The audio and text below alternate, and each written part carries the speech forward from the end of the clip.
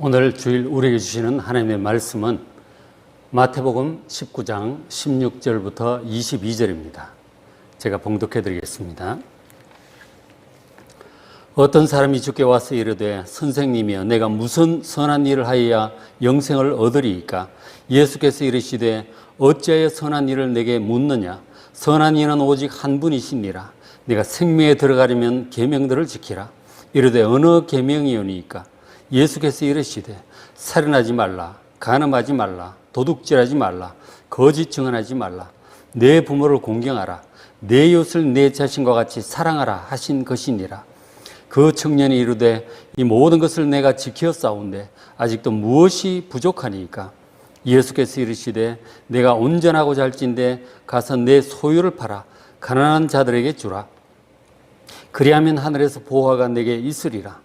그리고 와서 나를 따르라 하시니 그 청년이 재물이 많음으로 이 말씀을 듣고 근심하며 가니라. 아멘. 요즘 코로나로 인하여 정말 생활하기 어려운 시간이 계속되고 있습니다. 아주 답답한 일들도 많습니다. 그렇지만 이 모든 일을 주관하신 하나님께 자비를 구하며 그 뜻을 깨달으며 또 잘 이겨 나아갈 수 있도록 또 간절히 함께 기도해 주시길 바랍니다. 어렵게 주님 앞에 나온 오늘 주일, 인생의 참된 목적이라는 제목으로 하나님 주님 말씀을 전하려고 합니다. 설교자를 통해서 말씀하시는 주님의 음성에 여러분의 마음의 귀를 기울이시고 최선의 인생을 잘 걸어가는 새로운 계기가 되시기를 간절히 바랍니다. 오늘 본문에 어떤 사람이 예수님께 와서 질문을 했어요. 19장 16절에 어떤 사람이 주께 와서 이르되 선생님이여 내가 무슨 선한 일을 하여야 영생을 얻으리이까? 무슨 선한 일, 좋은 일을 해야 제가 영생을 확실하게 얻을 수 있을까요? 그렇게 주님께 여쭈었습니다. 그러니까 이 사람은 지금 영원한 생명을 좀 확실하게 얻었으면 좋겠다고 하는 간절한 소원을 가지고 지금 예수님께 찾아온 것입니다. 자, 예수님과 이 사람과의 대화 내용이 마가복음과 누가복음에도 나옵니다. 그래서 세 군데를 다 자세히 읽어보시면 이 사람이 어떤 사람인지 알 수 있습니다. 자, 이 사람을 누가복음에서는 관원이라고 표현을 하고 있어요. 일단은 이제 재산이 상당히 많은 부자인 것 같고요. 그 다음에 관원이라고 표현하고 있고 청년 혹은 젊은이라고 표현을 하고 있습니다. 그러니까 젊은 사람으로서 상당히 재산이 많고 그리고 관원이, 이 관원이라고 한 이 헬라 아르콘이라고 한 단어는 아주 그가 높은 그런 지위에 있는 사람들을 가리키는 거예요. 군주도 아르콘이라고 하고요. 귀족들 혹은 지도자 이런 사람들을 관원이라고 이렇게 표현을 합니다. 그러니까 최소한 이 사람이 추측컨대 그 이스라엘의 산헤드린 공회원이라고 있는데 그 산헤드린 공회원은 그러니까 지금 우리나라의 국회 같은 거죠. 최소한 국회의원 정도는 되는 사람인 것 같습니다. 아마 좋은 집안에 태어났고 교육도 잘 받았고 재산도 많이 상속받았고 또 부모님의 덕택이겠지만 이제 상당한 권력을 가지게 된 그런 사람이었어요. 자, 그런데 이제 이 사람의 간절한 소원이 있는데 영생을 좀 확실하게 얻었으면 좋겠다는 거예요. 그러니까 죽음 이후가 불안한 것입니다. 내가 죽은 후에 과연 어떻게 될까? 근데 가르침에 의하면 천국도 있고 지옥도 있다는데 내가 확실히 천국에 들어갈 수 있을까? 지옥에 혹시 떨어지는 것은 아닌가? 어떻게 해야 확실하게 천국에 갈 수 있을까? 그런 고민을 많이 하고 있었던 것이죠. 제가 많은 사람들 이렇게 만나면서 대화를 해보니까 사람들 중에 자신이 죽는다는 사실, 죽음이 다가온다는 사실을 아주 실감나게 인식을 한다든지 그것을 두려워한다든지 많이 생각하는 사람이 별로 많은 것 같지 않더라고요. 죽음을 잘 생각을 안 하려고 그래요. 미뤄두기도 하고 뭐 두려워서 그런지 실감이 안 나서 그런지 자기에게 다가오고 있는 이 죽음에 대해서 별로 생각을 잘 안 하더라고요.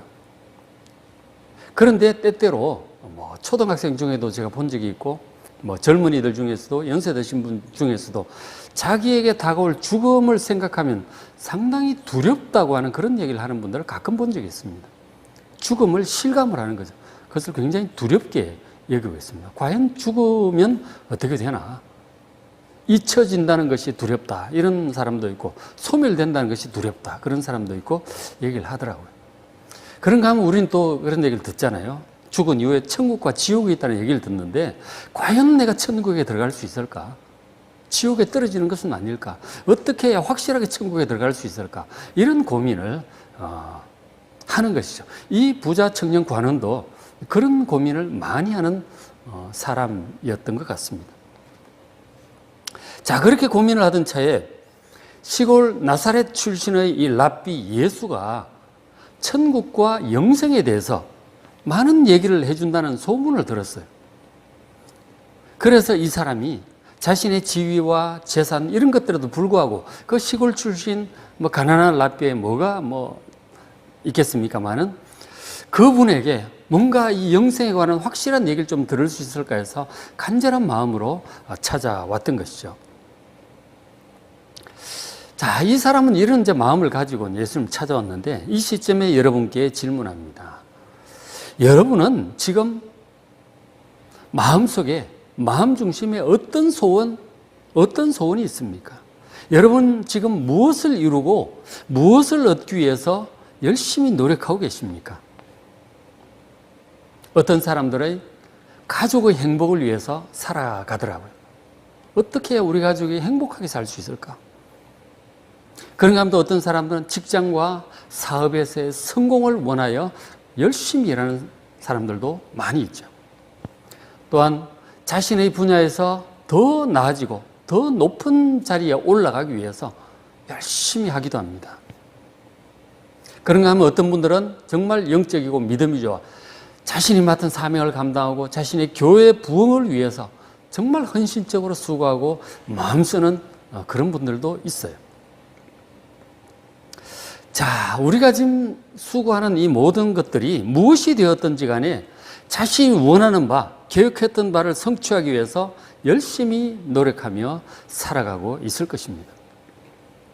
그러나 정말 중요한 것은 우리의 그 모든 노력이 결코 헛수고가 되어서는 안 될 것입니다. 결코 후회 없는 인생을 살아야만 할 것입니다. 열심히 수고하고 노력했는데 나중에 끝에 가서 보니까 내가 잘못 살았구나. 이런 느낌이 든다면 그거 어떡하겠습니까? 정말 후회스럽고 잘못 산 것이죠. 결코 우리의 인생이 그렇게 안 되길 간절히 바랍니다. 우리의 수고가 내가 인생의 마지막 무렵에 가서 내가 잘못 살았구나. 이것도 큰일이고 나는 괜찮다고 잘 살았다고 자부심을 가지는데 주변의 사람들이 저 사람은 정말 참 별로야 라는 평가를 듣는다면 그것도 참 좀 잘못 산 거겠죠. 진짜 잘 살았다면 좋은 평가를 얻을 것입니다. 근데 더 중요한 것이 있습니다. 나 스스로도 만족하고 사람들도 괜찮다고 했지만 그런데 막상 우리의 인생이 끝나고 우리의 모든 인생 전체를 심판하시는 하나님 앞에 갔는데 하나님께서 너 정말 잘못 살았다. 너 정말 잘못 살았다. 라고 책망을 하신다면 그거야말로 진짜 가장 큰 일이죠. 지옥에 떨어질 수도 있는 것이고 천국에 들어갔는데 아주 부끄러운 구원을 받을 수도 있을 것입니다. 그런가 하면 어떤 사람은 세상에서는 참 정말 부끄러울 수도 있고 사람들의 주목도 못 받았는데 그런데 주님께서 정말 잘하였도다 착하고 충성된 종아 네가 작은 일에 충성하였으니 내가 많은 것으로 너에게 맡기리라. 그런 말씀을 들을 사람도 있을 것입니다. 정말 중요한 것은 하나님의 평가요 하나님의 심판입니다. 여러분 우리 인생 전체를 평가하실 하나님의 심판을 염두에 두시고 후회 없는 삶을 살아가는 여러분 되시기를 주의 이름으로 축복합니다. 자, 그래서 오늘 설교 말씀을 통해서 우리가 그렇게 후회 없는 삶을 살기 위해서 혹은 이 청년 관원 말대로 영생을 얻고 확실히 천국을 들어가고 구원을 받고 천국에서 큰 자가 되는 그러한 인생을 살기 위해서 예수님의 교훈을 잘 들으시고 그리고 믿고 순종하셔서 후회 없는 인생으로 방향을 바로잡는 그러한 계기가 오늘 되시기를 간절히 바랍니다. 자, 주님께서 지금 영생을 찾으러 온 이 부자 관원에게 말씀을 하셨어요. 자, 말씀하시기를 첫 말씀이 예수께서 이르시되 내가 생명에 들어가려면 계명들을 지키라. 하나님의 계명들, 그러니까 계명이라는 헬라어 단어는 명령이라는 뜻이 하나님께서 이렇게 하라 혹은 저것은 하지 말라 하신 그런 명령들이죠. 그런 것들을 잘 지키라고 말씀을 하셨어요. 어떤 계명입니까? 라고 질문을 했더니 예수님 말씀이 우리가 잘 아는 이 10계명을 말씀을 해주셔서 살인하지 말라, 간음하지 말라, 도둑질하지 말라, 거짓증을 하지 말라, 내 부모를 공경하라 이런 말씀들을 해주셨어요. 그러니까 하나님의 계명들, 말씀들을 잘 지켜 준행하라 그렇게 말씀을 하신 것이죠. 그러니까 저 말씀은 한마디로 요약을 하자면 주님 요약을 해주셨는데 19절 끝부분에 나오는 내 이웃을 내 자신과 같이 사랑하라 그렇게 요약을 해주셨습니다. 그러니까 이웃을 괴롭게 하지 말고 해치지 말고 괴롭게 하지 말고 이웃을 사랑하고 섬기라고 하는 것입니다. 가장 명백한 해침이 살인, 간음, 도둑질, 거짓 증언으로 위증죄로 해하려고 하는 거 이런 것들이죠. 그런 것들을 하지 말고 또 부모 공경하고 더 나아가서 이웃을 사랑하고 섬기라고 주님께서 말씀하셨던 것이죠. 이웃을 사랑하는 것 굉장히 중요합니다. 그것을 하라고 생명에 들어가려면 영생을 얻으려면 이웃을 사랑하라고 주님께서 말씀하셨습니다. 정말 육신적으로 자기밖에 모르고 살기 위해서 남을 짓밟고 해치고 이런 사람은 영생에 들어갈 수 없다. 그렇게 말씀하신 것이죠. 자, 그랬더니 그 사람의 대답이 선생님, 저는 어려서부터 그렇게 잘 살아왔습니다. 진짜 그 사람 그렇게 살아왔던 것 같아요. 정말 신앙교육을 잘 받았고 바로 그렇게 대답할 수 있다는 것은 정말 그렇게 노력을 해왔던 사람인 것이죠. 그래서 다른 그 마가복음, 누가복음 보시면 예수님께서 아주 귀하게 보시고 좋게 보셨습니다. 그러면서 예수님께서 그 사람이 좀 더 확실하게 영생을 구하니까 그렇게 한마디 더 해주셨습니다. 21절에 예수께서 이르시되 내가 온전하고자 할진대 확실히 좀 그렇게 천국을 가고 싶다는 확신을 가지길 원한다면 가서 너희 소유를 팔아 가난한 자들에게 주라. 그리하면 하늘에서 보화가 너희에게 있을 것이다. 그리고 와서 나를 따르라. 이렇게 말씀을 하셨어요. 자, 지금 저기서 끝부분에 나를 따르라고 하는 그 말씀은 예수님의 제자가 되라고 하는 거예요. 지금 제자가 12명이 있는데 13번째 제자가 탄생할 수도 있는 그런 장면입니다.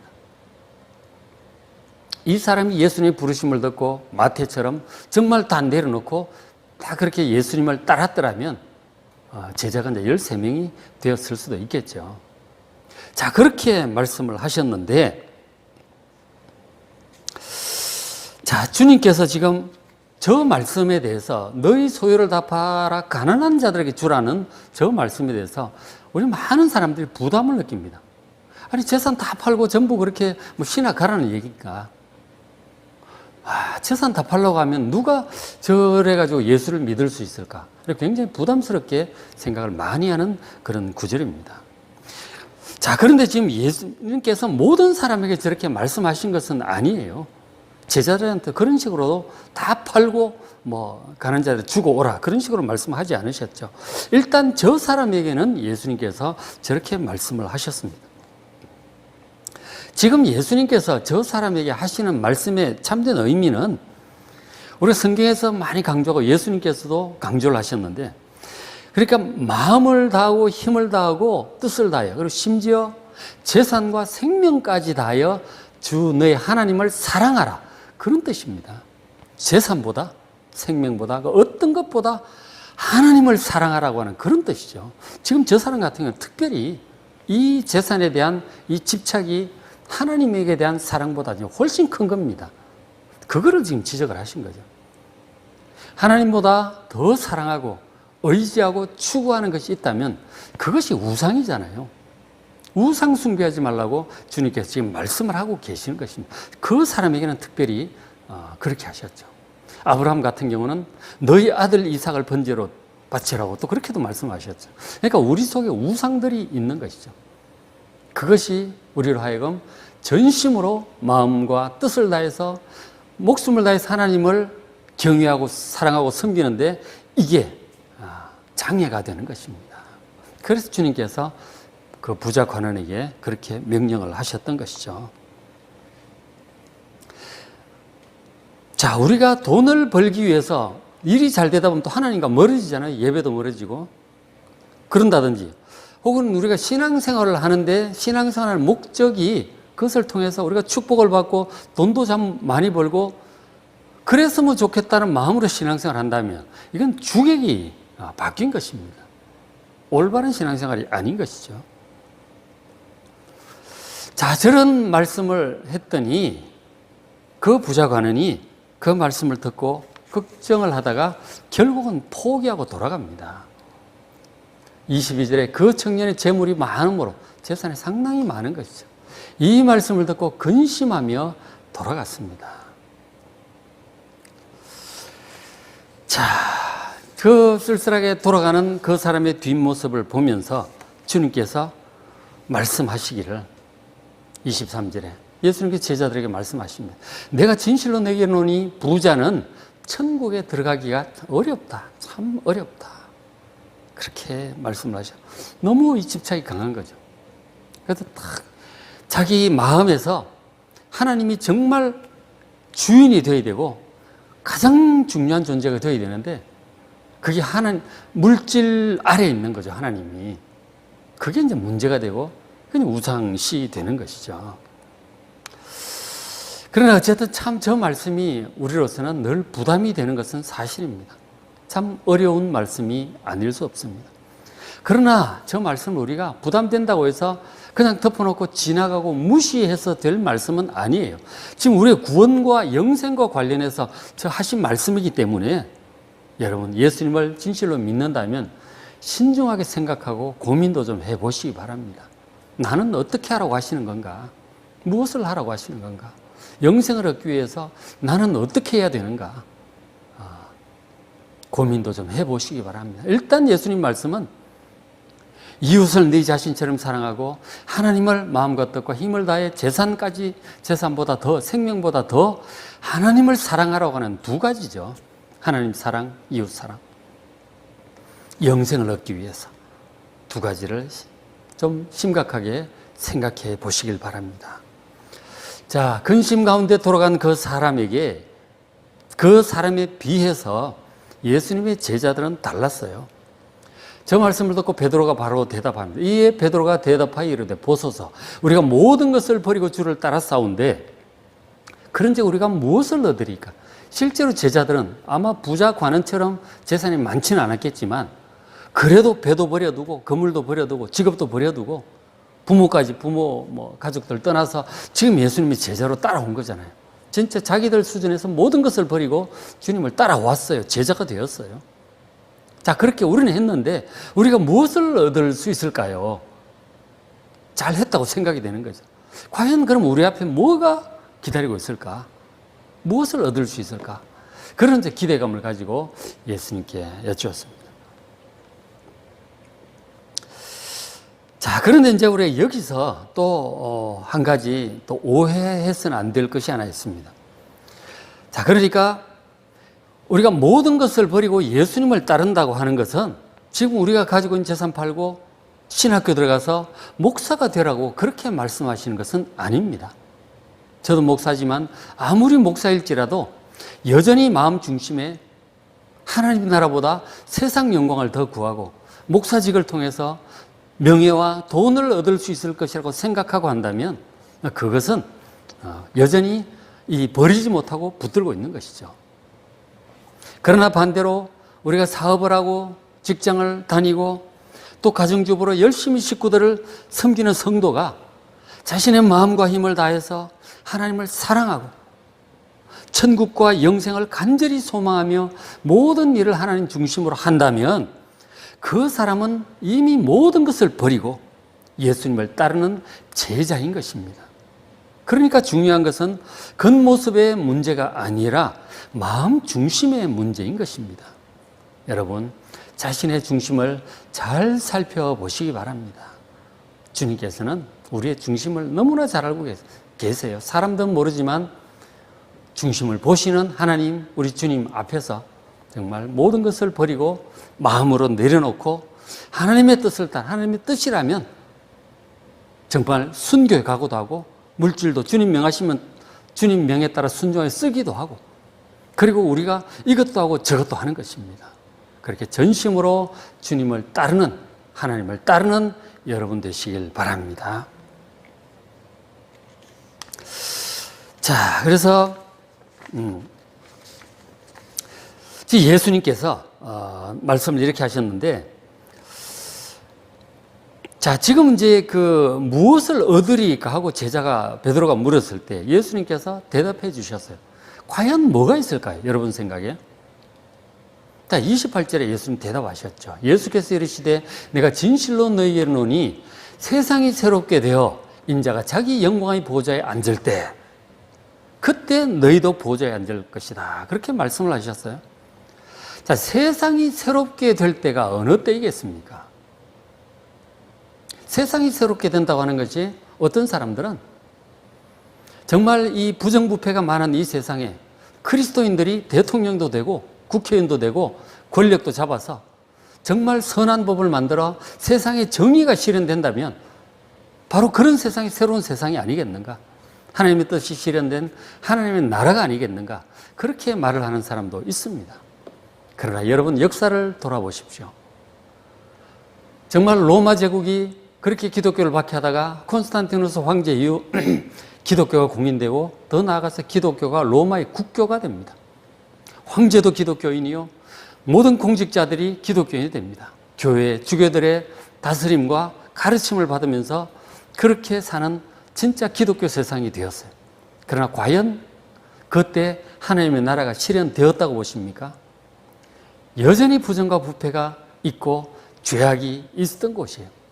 세상이 새롭게 되었다고 말하기 어려울 것입니다. 또 중세 유럽도 전체가 기독교 국가였어요. 다들 모든 왕들이 교황에게 머리를 조아리던 그때였어요. 그럼에도 불구하고 과연 그때가 하나님 나라가 되었을까요? 세상이 새롭게 된 것일까요? 여전히 나라들끼리 전쟁하고 온갖 부정부패가 깊숙이 들어가 있던 그 때임을 우리가 역사를 통해서 보죠. 세상이 새롭게 되고 인자가 자기 영광에 주님께서 예수님께서 영광의 보좌에 앉으시는 것은 예수님께서 재림하셔서 다시 오셔서 세상의 모든 악을 소멸하시고 악한 사탄과 적그리스도와 주님을 대적하는 세력들을 다 불못에 던져 넣으시고 이루실 바로 새하늘과 새 땅인 것입니다. 그때에, 종말의 그때에 나를 따르는 너희 이 제자들도 너희들도 나와 함께 12보좌에 앉을 것이다. 보좌는 왕이 다스리는 자리입니다. 그 자리에 앉아 너희들도 이스라엘 12지파, 이스라엘 백성들 오히려 심판하게 될 것이다. 왕이 될 것이다.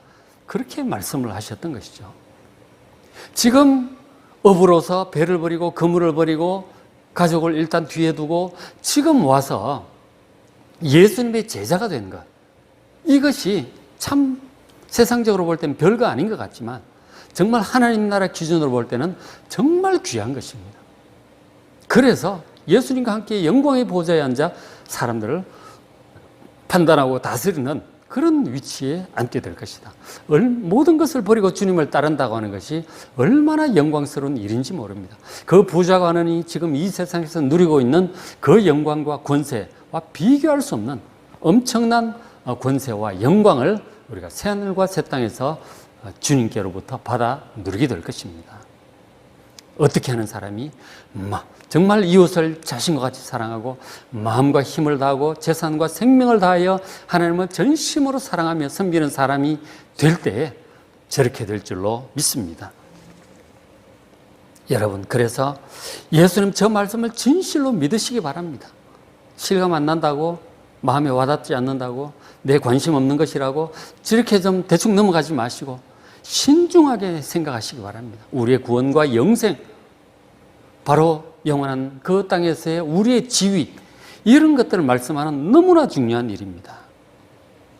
새로운 세상에 대한 소망, 하나님 나라의 상급, 영원한 왕의 지위를 간절히 사모하며 살아가시길 바랍니다. 그리고 예수님께서 이어지는 20장에서 비유로 제자들에게 또 말씀해 주셨습니다. 자, 20장 1절 앞부분에 나오는 비유는 천국의 포도원 비유입니다. 자, 천국은 어떤 곳인가? 천국은 마치 품꾼을 얻어 포도원에 들여 보내려고 이른 아침에 나간 집주인과 같다고 예수님 말씀하셨어요. 바로 저 집주인은 하나님이십니다. 하나님께서 지금 포도원 농사를 하시려고 하는 거예요. 그리고 일꾼이 필요해서 품꾼을 구하러 지금 밖으로 나가셨습니다. 지금 하나님께서 이 하시는 포도원 농사는 바로 천국 농사예요. 천국 건설에 관한 것입니다. 하나님 나라를 건설하기 위해서 하나님께서 오랫동안 계획하시고 노력해 오셨습니다. 좀 더 구체적으로 말하자면 아브라함 시대 때부터 하나님께서 저런 계획을 구체적으로 옮기셨어요. 천국을 건설하기 위해서, 천국 포도원 농사를 위해서 하나님께서 사람을 택하시고 또 해서 많은 일꾼들을 사용을 하셔서 또 이스라엘이라는 민족을 번성케 하시고 나라도 세우시고 또 일꾼들을 보니 하나님 말씀을 전하고 가르치셨어요. 예배도 가르치셨어요. 그래서 그런 모든 과정들이 하나님께서 영원한 천국을 준비하고 건설하는 그런 과정이었던 것이죠. 그래서 많은 일꾼들이 필요하십니다. 구약에 다윗도 일꾼으로 쓰셨고 모세도 사용하셨고 이사야, 예레미야도 사용하셨습니다. 그리고 또 가장 중요한 이 사명을 예수님께서 받으셨죠. 예수님의 당신의 생명으로 사람들 위한 대속 제물로 당신의 생명을 드리셨어요. 그것이 너무너무 중요한 일이었습니다. 모든 사람이 죄 용서받을 수 있는 길이 열렸다는 거예요. 예수님께서 그 일을 하셨고 죽음을 이기고 부활하심으로 우리 하나님의 자녀들도 부활과 영생의 길이 열렸습니다. 그 구원의 사역을 주님께서 마치시고 부활 승천하셔서 또 보혜사 성령을 보내주셨어요. 이런 모든 일들을 하나님께서 열심히 해오신 것입니다. 지금도 하고 계시고 결국은 예수님 다시 오실 그때까지 모든 것을 완성하시게 될 것입니다. 그렇게 하나님께서 천국 포도원 농사를 하고 계시는데 일꾼이 많이 필요합니다. 그래서 가서 사람들 들어오라고, 함께 하자고 그러면서 말씀하시길 공짜로 하라고 하는 것이 아닙니다. 말씀하시길 4절에 포도원에 들어가라, 너에게 상당하게 주리라, 충분히 넉넉히 줄 것이라고 말씀을 하셨어요. 주님 위해서 섬기면 불만 없을 만큼, 감사할 만큼 넉넉히 우리에게 주실 줄로 믿습니다. 포도원 농사, 바로 하나님의 천국을 건설하는 그 일에 하나님께서 부르실 때 여러분 기꺼이 응답하시고 참여하시길 바랍니다. 그러면 나중에 천국 포도원 농사에 함께 합력한 그 수고에 대해서 하나님께서 풍성한 상급으로 여러분들에게 베풀어 주실 줄로 믿습니다. 자, 그렇게 하셨어요. 자, 그런데 이제 이것은 이것도 이제 역시 이제 겉보기만의 문제 아니에요. 진실로 중심으로 하나님을 믿고 섬기고 따를 때, 헌신할 때 그렇게 될 것입니다. 천국의 상급을 후하게 주실 것입니다. 그래서 제자들도 여기 헌신했잖아요, 그죠? 헌신해서 예수님의 천국 복음을 전한 그 일에 같이 헌신했어요. 가르침을 받고 둘씩 나가서 전도도 하고요. 예수님께서 사람들 가르치는 사역 보조도 하고 병 고치는 사역 보조도 하고 그러면서 같이 천국을, 예수님의 천국 사역에 열심히 앞장서서 헌신을 했습니다. 그래서 제자들이 영생의 소망과 천국의 상급의 소망으로 열심히 헌신을 했던 것이죠. 여러분들도 많은 분들이 믿음으로 그렇게 헌신하고 있으리라고 믿습니다.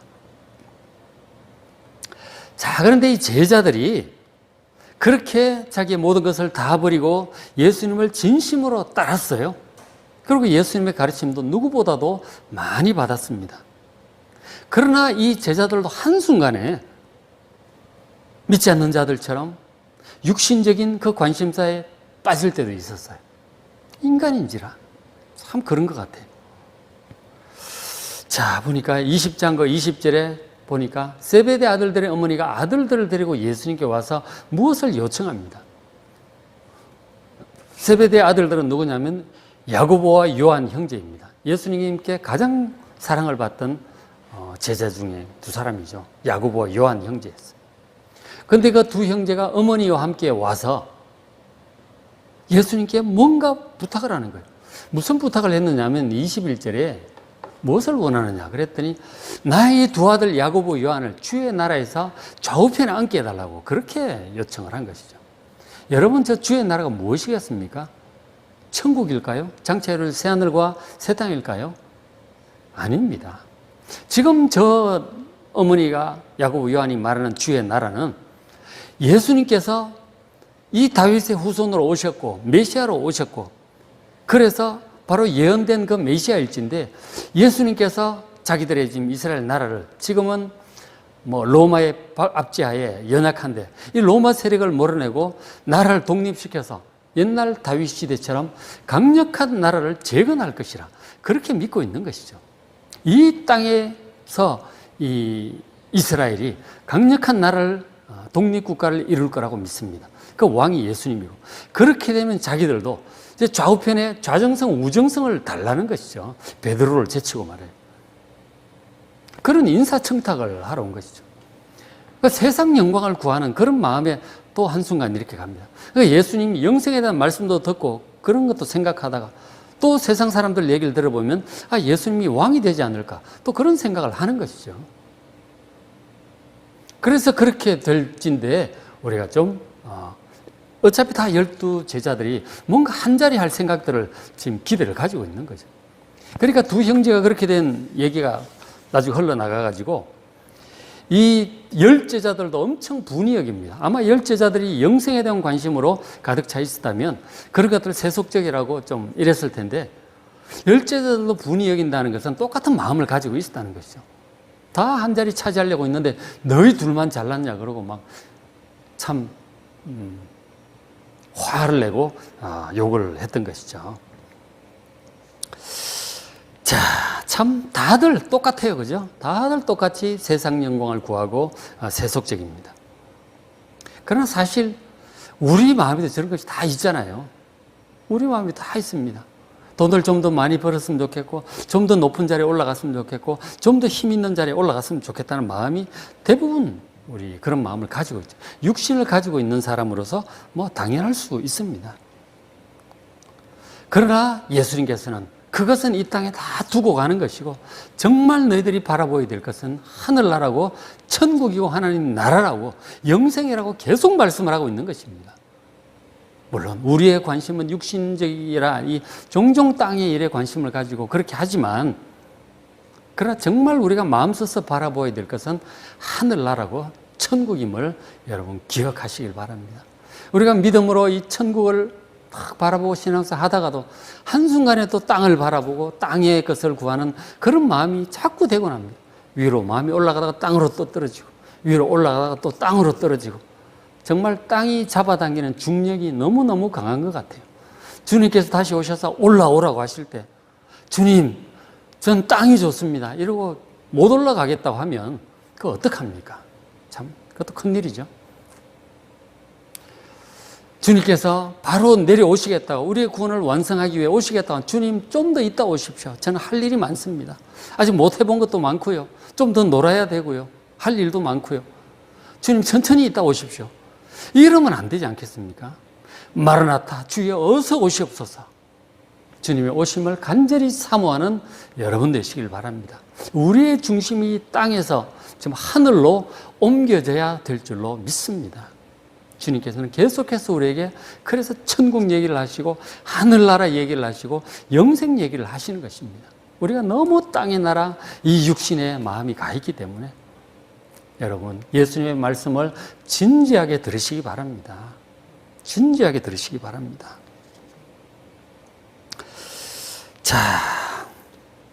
자, 그런데 이제 저렇게 땅의 나라의 영광을 구하는 제자들에게 예수님께서 다시금 말씀을 해주셨어요. 20장 26절에 너희 중에는 그렇지 않아. 세상은 권세를 추구하고 높은 데 올라가고 다들 그렇게 하고 있지만 너희들은 그래서는 안 된다. 그렇지 않아야 하나니 너희 중에 누구든지 크고자 하는 자는 너희를 섬기는 자가 되어야 될 것이다. 그렇게 말씀하셨습니다. 우리가 세상 나라에서 다 크길 원합니다. 큰 자가 되고 으뜸이 되길 원합니다. 다 그런 마음을 가지고 있죠. 부모에게 잘 물려받아서 혹은 능력이 있어서 똑똑해서 운이 좋아서 그렇게 치고 올라가는 사람들 참 좋겠죠. 그러나 그렇게 안 되는 사람도 많습니다. 그러나 누구나가 다 이 땅에서 큰 자가 되고 으뜸이 되길 원합니다. 그래서 그 노력을 많이 하죠. 여러분이 이 땅에서 큰 자가 되려면 어떻게 해야 됩니까? 다들 알고 있죠. 일단 이제 공부를 잘해야 됩니다. 공부 열심히 해서 좋은 대학을 가야 되고 좋은 직장에 취직해야 되고 그리고 부모의 돈 많은 부모님이 있으면 더 좋고 힘 있는 부모가 있으면 아주 좋죠. 그것이 없으면 자기라도 또 열심히 해야 되는 거죠. 직장에서 진급을 할 수 있도록 하고 사업장에 성공을 하고 학문적인 성취를 하고 그렇게 아니면 정치가로 가든지 큰 자가 되기 위해서 다들 노력을 하고 어떻게 해야 되는지 얼추 방법도 다 알죠. 잘하는 사람도 있고 못하는 사람도 있지만 자 그런데 하늘나라 천국 새하늘과 새 땅에서 큰 자가 되려면 여러분은 어떻게 해야 될까요? 여러분 아십니까? 방법을? 어떤 사람들은 천국은 똑같이 평등한 사회가 아니냐 그렇게 말을 하더라고요. 그러나 여러분 천국은 똑같이 평등한 사회가 아닙니다. 분명히 주님 말씀하시기를 10고을을 다스릴 자가 있고 5고을을 다스릴 자가 있다고 하셨어요. 10달란트를 받는 자가 있고 4달란트를 받는 자가 있어요. 다릅니다. 소유도 다르고 지위도 달라요. 어떤 사람은 하늘의 별과 같이 빛나는 사람도 있을 것이고 어떤 사람은 부끄러운 구원을 받을 자가 있다고 하셨어요. 고린도전서 3장에도 예수 그리스도의 터 위에 우리의 인생의 집을 지어가는데 어떤 사람은 자기가 평생 수고해서 쌓아놓은 게 있잖아요. 여러분 업적이 있을 것입니다. 재산이나 업적이나 뭔가가 있을 거예요. 그것이 하나님의 심판의 불을 통과할 때 마지막 그 환난이나 혹은 죽음의 불이나 이런 어떤 하나님의 심판의 그 과정을 마지막 통과할 때 다 타버리고 남지 않는 사람도 있다고 그랬어요. 평생의 수고가 하나님 앞에 갔을 때 심판 자리에 갔을 때 아무것도 남지 않는 사람 그 사람 빈털터리로 이제 들어가는 거죠. 천국 들어가면 다행이고 못 들어가면 더 큰일이겠지만 천국 들어가도 뭐가 없어. 그러나 어떤 사람은 이 땅에서 수고한 것이 정말 심판의 불을 통과하는데 없어지질 않아요. 그래서 그대로 가지고 갑니다. 그것이 천국에서 새하늘과 새 땅에서 영원한 자기의 소유가 돼요. 소유가 많은 것이죠, 그 사람은. 그러니까 영광스러운 구원을 받을 자가 있고 부끄러운 구원을 받을 자가 있다고 말씀하셨습니다. 똑같지 않다는 것입니다. 똑같지 않습니다. 여러분, 천국에서 큰 자가 되시기를 주의 이름으로 축복합니다. 어떻게 해야 되는지 여러분 방법을 아셔야 됩니다. 천국에서 큰 자가 되고 많은 소유를 누리고 상급을 받고 많은 곳을 다스리는 그러한 사람이 되길 원한다면 그 방법을 배워야 되는데 여러분 방법이 뭔지 아십니까? 어디서 배울 수 있을까요? 그것은 천국의 왕이신 예수님께 배우셔야 돼요. 예수님께서 많은 말씀을 하셨습니다. 마태복음만 보셔도 이 천국에 대해서 하늘나라에 대해서 말씀을 많이 하셨어요. 새로운 세상에 대해서 많이 말씀하셨어요. 예수님께 들어야 돼요. 이거는 뭐 없어요. 다른 데는 없어요. 플라톤의 철학을 서적을 봐도 없고 뭐 공자님의 책을 봐도 없고 불경에도 없어요. 저런 거는. 세상에 없어요. 천국에 대해서 얘기를 모릅니다. 오로지 예수님만 그곳 사정을 아시는 것이죠. 그래서 이 복음서를 통해서 예수님 말씀 잘 주목해 보십시오. 요즘 맥체인 성경 읽기 하실 때 마태복음, 이제 마가복음, 누가복음 계속 보실 거예요. 요한복음까지. 복음서를 보시면서 이 천국의 왕이신 예수님의 말씀 잘 보셔서 천국에 관한 말씀, 구원에 관한 말씀, 영생에 관한 말씀이 나오면 눈을 크게 뜨시고 번쩍 뜨고 잘 보시고 묵상해 보시기 바랍니다. 그래서 어떻게 해야 될지 배우시고 그렇게 하시면 여러분 천국에서 큰 자가 되고 으뜸이 될 줄로 믿습니다. 지금 여기서 가르쳐 주신 것은 천국에서 큰 자가 되려면 다른 사람들을 섬기는 자가 되어라고 말씀하셨어요. 으뜸이 되고 1등이 되려면 모든 사람들을 섬기는 종이 되라고 말씀하셨어요. 여러분 저렇게 하셔서 천국에서 큰 자가 되시길 바랍니다. 그리고 많이 말씀하셨어요. 계속 찾아보시기 바랍니다. 그리고 예수님께서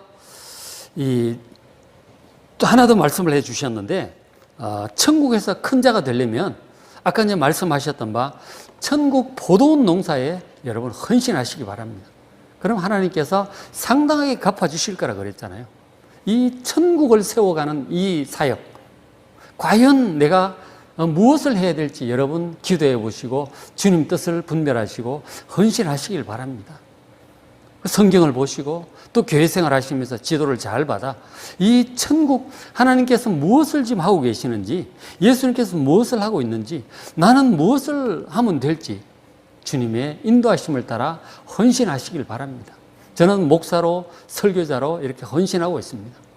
어떤 분들은 장로님으로 섬기고, 어떤 분들은 권사님으로 기도로 섬기고, 또 신방으로 섬기고, 교사로 아이들을 가르치고, 찬양으로 섬기고, 가난한 사람들을 돕는 물질로 섬기는 분들도 있고, 그리고 각각 자기 직장에서 세상의 소금과 빛으로 삶으로써 또 천국에 헌신하는 사람들도 있습니다.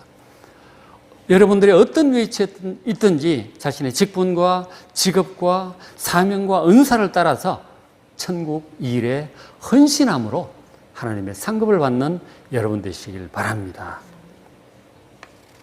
자, 말씀을 마무리합니다. 예수님의 복음은 이 땅의 복음이 아니라 하늘의 복음, 천국 복음입니다. 그래서 우리가 이 땅에서 좀 잘 되고 싶다, 세상 영광을 구하는 마음으로 예수님 말씀 들으면 도대체 이해가 안 돼요. 자꾸 오해가 생깁니다. 왜냐하면 중심이 잘못되어 있는 거죠. 천국에 들어가길 원하고 천국에서 큰 자가 되길 원하는 마음으로 예수님 말씀을 들으면 쏙쏙 이해가 됩니다. 그러나 반대로 세상 영광을 구하는 마음에 가득 차 있으면 예수님 말씀이 참 이상해요. 좀 어렵고 부담되고 이해가 안 되고 그런 거예요. 중심이 잘못되어 있어서 그런 것입니다. 그리고 예수님 말씀을 잘 안 믿어서 그래요. 정말 어린아이 같은 마음으로 예수님 말씀을 그대로 믿으셔야 됩니다. 너무 세속적이고 육신적이고 인간적인 마음, 세속적인 어떤 생각으로 예수님 말씀을 자꾸 판단하려고 들면 자꾸 이것도 빼고 저것도 빼고 오해하고 그렇게 되는 것입니다. 그러면은 이 천국과 영생에 대해서 천국에서 큰 자가 되기 위해서 가르쳐 주시는 예수님 말씀을 도대체 접수가 안 된다는 거죠. 중심의 문제예요, 여러분. 여러분 천국을 사모하시기 바랍니다. 영생을 사모하시고 천국에서 큰 자가 되기를 사모하시기 바랍니다. 그러면 예수님 말씀이 잘 이해가 될 거예요. 그대로 믿고 그대로 순종하고 그대로 살아감으로써 확실히 천국에 들어가시고 영생을 얻으시고 구원받으시고 천국에서 많은 상급을 받고 큰 자가 되시기를 주의 이름으로 축복합니다. 천국에서 큰 자가 어떤 사람이 있을까요? 여러분 성경을 보시면 천국에서 큰 자가 될 사람이 많이 있어요. 아브라함 천국에서 큰 자일 것입니다. 믿음의 조상이잖아요. 모세 천국에서 아주 큰 자일 것입니다. 요수아도 그렇고요. 다윗, 이사야, 다니엘 다 천국에서 큰 자일 것입니다. 그런가 하면은 베드로도 천국에서 큰 자요. 바울도 천국에서 큰 자일 것입니다. 그 외에도 많이 있어요. 히스기야 왕도 있고 여호사밧 왕도 있고 베드로, 야고보, 요한 다 있죠. 바나바, 실라 천국에서 큰 자들이 많아요. 그들을 통해서 배우시길 바랍니다. 성경에 나와 있는 믿음의 선진들은 다 천국에서 큰 자들입니다. 어떻게 해야 되는지 그들을 통해서 배우시길 바랍니다. 성경을 꾸준히 보셔서 세상적인 사상만 보면은 세상적인 사고방식이 되어버려요. 그러면 하나님 뜻을 잘 몰라요. 성경을 꾸준히 많이 보십시오. 그래서 천국에서 큰 자가 되려면, 천국에 들어가려면 어떻게 해야 되는지 잘 배우셔서 후회 없는 삶, 정말 잘 살았구나, 여러분 스스로도 만족하고 주변에서도 인정받고 하나님께로부터도 잘하였도도 착하고 충성된 종아, 인정받는 삶을 살아가는 여러분 되시기를 주의 이름으로 축복합니다. 기도하겠습니다. 하나님 아버지, 참으로 감사합니다. 오늘 부자 청년과 또 예수님과의 대화를 통해서 우리가 영생을 얻으려면, 천국에 들어가려면, 천국에서 큰 자가 되려면 어떻게 해야 되는지 친히 가르쳐 주시니 감사합니다. 우리 마음을 세상적인 욕심, 육신적인 욕심을 내려놓게 하시고 오직 진실한 마음으로 천국을 사모하며 영생을 사모하며 하나님을 경외하는 마음으로, 예수님을 어린아이같이 믿는 마음으로 그 말씀을 잘 듣고 받아들이고 믿고 순종함으로써 후회 없는 삶, 최선의 삶을 살아가는, 영광스러운 삶을 살아가는 우리가 다 되게 하여 주시옵소서. 코로나로 인하여 많은 분들이 마음이 힘들고 고생하며 답답하며 어려운 가운데 있나이다. 하나님 불쌍히 여기시고 이 모든 일을 행하신 하나님의 그 깊으신 뜻도 깨달아 알게 하시고 많은 사람들이 하나님께로 돌아오게 하시고 우리 하나님을 경외하며 살아가는 계기가 될 수 있도록 역사하여 주시옵소서. 수고하는 모든 분들을 위로하시고 도우시고 은혜를 베풀어 주시옵소서. 우리 주 예수 그리스도의 이름으로 간절히 기도드리옵나이다. 아멘.